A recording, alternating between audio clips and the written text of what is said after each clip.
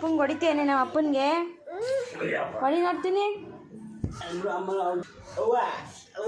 tea tea ಬೇಕು tea tea ಬೇಕು tea ಬೇಕು